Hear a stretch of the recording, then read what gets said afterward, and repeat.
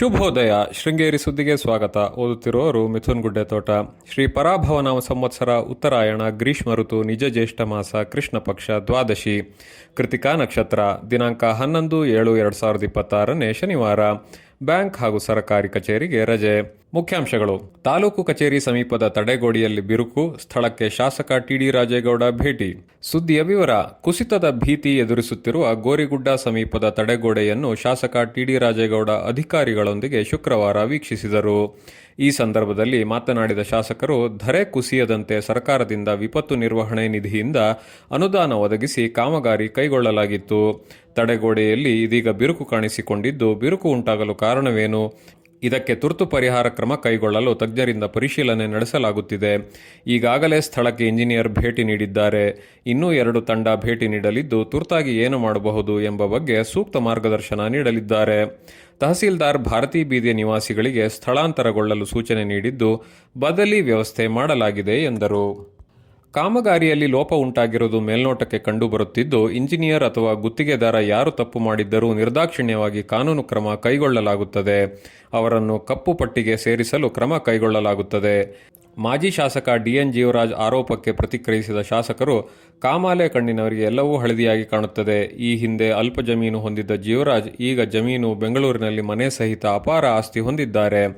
ನನ್ನ ಮನೆಯ ಹತ್ತಿರ ನಿರ್ಮಿಸಿದ ತಡೆಗೋಡೆ ಸರ್ಕಾರದ ಅನುದಾನ ಪಡೆಯದೆ ಸ್ವಂತ ಖರ್ಚಿನಿಂದ ಮಾಡಲಾಗಿದೆ.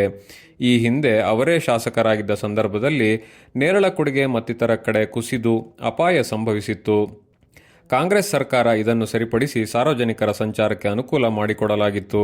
ಬಾಲಿಶ ಹೇಳಿಕೆ ಕೊಡುವುದನ್ನು ಮಾಜಿ ಶಾಸಕರು ನಿಲ್ಲಿಸಿ ಅಭಿವೃದ್ಧಿಗೆ ಸಹಕಾರ ನೀಡಬೇಕು ಎಂದರು. ಈ ಸಂದರ್ಭದಲ್ಲಿ ತಹಸೀಲ್ದಾರ್ ಅನೂಪ್ ಸಂಜೋಗ್, ಕಾಂಗ್ರೆಸ್ ಮುಖಂಡರಾದ KM Ramesh Bhat, Maranakodige Nataraj, KT Manjunath, Dinesh Hegde, KR Venkatesh, ಟೈಲೋ ದಿನೇಶ್, ರಾಜ್ಕುಮಾರ್ ಹೆಗ್ಡೆ, ಇಂದ್ರಜಿತ್ ಹೆಗ್ಡೆ ಇತರರು ಇದ್ದರು. ಮಲೆನಾಡು ಅಡಿಕೆ ಮಾರಾಟ ಸಹಕಾರ ಸಂಘದ ಷೇರುದಾರರ ಸಮಾಲೋಚನಾ ಸಭೆಯು ಪಟ್ಟಣದಲ್ಲಿ ಜುಲೈ 17ರಂದು ಏರ್ಪಡಿಸಲಾಗಿದೆ. ಶ್ರೀ ಚಪ್ಪರದಾಂಜನೇಯ ಸ್ವಾಮಿ ಸಭಾಂಗಣದಲ್ಲಿ ಬೆಳಗ್ಗೆ 11ಕ್ಕೆ ಸಂಸ್ಥೆ ಉಪಾಧ್ಯಕ್ಷ ಹುಲ್ಕುಳಿ ಮಹೇಶ್ ಅಧ್ಯಕ್ಷತೆಯಲ್ಲಿ ನಡೆಯಲಿರುವ ಸಭೆಯಲ್ಲಿ ಷೇರುದಾರರು ಭಾಗವಹಿಸಬೇಕು ಎಂದು ಮ್ಯಾಮ್ಕೋಸ್ ಪ್ರಕಟಣೆ ತಿಳಿಸಿದೆ. ಶ್ರೀ ಶಾರದಾ ಪೀಠದ ನರಸಿಂಹವನದ ಗುರುಭವನ ಸಮೀಪ ಶ್ರೀ ವಿದ್ಯಾತೀರ್ಥ ಕೃಪಾವನ್ನು ಜಗದ್ಗುರು ಶ್ರೀ ಭಾರತೀ ತೀರ್ಥ ಸ್ವಾಮೀಜಿ ಗುರುವಾರ ಉದ್ಘಾಟಿಸಿದರು. ನೂತನ ಕಟ್ಟಡ ನಿರ್ಮಾಣದ ಹಿನ್ನೆಲೆಯಲ್ಲಿ ಉದ್ಘಾಟನೆಗೂ ಮುನ್ನ ಧಾರ್ಮಿಕ ಕಾರ್ಯಕ್ರಮ ನಡೆಸಲಾಯಿತು. ಸಹಸ್ರ ಮೋದಕ ಗಣಹೋಮದ ಪೂರ್ಣಾಹುತಿಯಲ್ಲಿ ಜಗದ್ಗುರುಗಳು ಪಾಲ್ಗೊಂಡರು. ಕಟ್ಟಡದಲ್ಲಿ ಜಗದ್ಗುರುಗಳ ಆಪ್ತ ಕಾರ್ಯದರ್ಶಿ ಕಚೇರಿ ಮತ್ತಿತರ ವಿಭಾಗವನ್ನು ಹೊಂದಿದೆ. ಆಧುನಿಕ ತಂತ್ರಜ್ಞಾನ ಹೊಂದಿರುವ ಕಟ್ಟಡದಲ್ಲಿ ಉಪವಿಭಾಗ ಹೊಂದಿದೆ. ಶ್ರೀಮಠಕ್ಕೆ ಬರುವ ಭಕ್ತಾದಿಗಳಿಗೆ ನೂತನ ಕಚೇರಿ ಅನುಕೂಲ ಕಲ್ಪಿಸಲಿದೆ. ಈ ಸಂದರ್ಭದಲ್ಲಿ ಜಗದ್ಗುರುಗಳ ಆಪ್ತ ಕಾರ್ಯದರ್ಶಿ ದಕ್ಷಿಣಾಮೂರ್ತಿ, ಶ್ರೀಮಠದ ಆಡಳಿತಾಧಿಕಾರಿ ಪಿಎ ಮುರಳಿ, ಪೇಶ್ಕಾರ್ ಶಿವಶಂಕರ್ ಭಟ್, ಶಿವಕುಮಾರ್ ಶರ್ಮಾ, ಶಮ್ನಾ ಕೃಷ್ಣಮೂರ್ತಿ ಭಟ್ ಇತರರು ಇದ್ದರು. ಪ್ರಧಾನ ಸಂಪಾದಕ ಕೆಎಲ್ ಗೋಪಾಲಕೃಷ್ಣ, ಸಹಕಾರ ಕೆವಿ ರಮೇಶ್, ತಾಂತ್ರಿಕ ಸಹಕಾರ ಮಿಥುನ್ ಗುಡ್ಡೆತೋಟ ಮತ್ತು ಸೌಮ್ಯ ವಿಜಯಕುಮಾರ್.